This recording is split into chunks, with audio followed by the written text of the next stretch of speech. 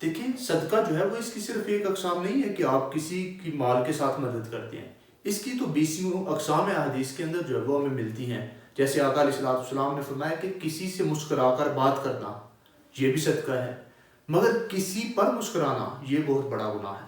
تو اسی طرح اگر کوئی شخص جو ہے وہ منزل سے بھول جاتا ہے، بھٹکا ہوا انسان، آپ نے فرمایا یہ بھی صدقہ ہے کہ اس کو راستہ بتا دینا، اس کو منزل دکھا دینا، اس کو منزل تک پہنچا دینا، یہ بھی صدقہ ہے. اسی طرح آپ نے فرمایا کہ اگر کوئی شخص راستے سے پتھر ہٹاتا ہے تو وہ بھی ایک صدقہ ہے.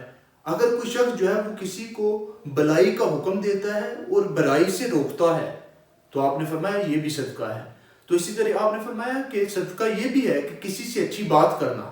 اگر کوئی شخص جو ہے وہ اچھی بات کرتا ہے تو یہ بھی ایک صدقہ ہے، کسی سے جو ہے وہ اچھی بات کی جاتی ہے. تو اسی طرح آپ نے فرمایا کہ اگر اپنے اہل و عیال پر کوئی ثواب کی نیت سے خرچ کرتا ہے تو یہ بھی ایک صدقہ ہے. پھر آپ نے فرمایا کہ یہ بھی ایک صدقہ ہے کہ آپ کا جو قدم مسجد کی طرف جاتا ہے، آپ نماز کے لیے جب مسجد میں جاتے ہیں تو یہ بھی ایک صدقہ ہے.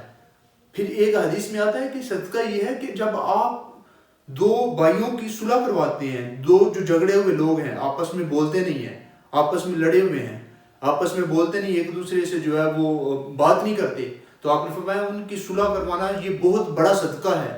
پھر اسی طرح ایک اور حدیث میں ہے جس میں آپ نے فرمایا کہ دوسروں سے سلام لینا، اگر کوئی شخص جو ہے وہ دوسروں سے سلام لیتا ہے تو یہ بھی ایک صدقہ ہے.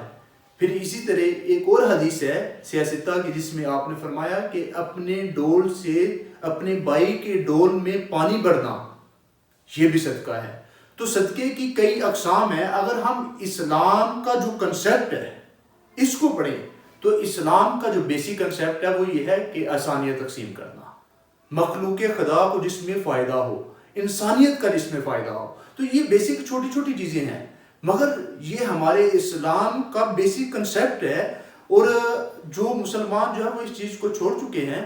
مگر یہ جو چیزیں ہیں ساری کی ساری جتنی بھی میں نے بیان کی ہیں، جو مختلف احادیث کے اندر جو ہے وہ آقا علیہ الصلوۃ والسلام نے فرمائی ہیں، کوئی بھی انسان جب کسی شخص کو جو ہے وہ ثانیہ دیتا ہے، جب کسی کا فائدہ کرتا ہے تو اللہ پاک اس کا فائدہ خود بخود کر دیتا ہے. جو کسی کو ثانیہ دیتا ہے تو اس کو ثانیہ خود بخود مل جاتی ہیں. جو کسی میں محبتیں تقسیم کرتا ہے تو اس کو محبتیں خود بخود مل جاتی ہیں. جو کسی کا اچھا سوچتا ہے تو اللہ پاک اس کا بھی اچھا سوچتا ہے.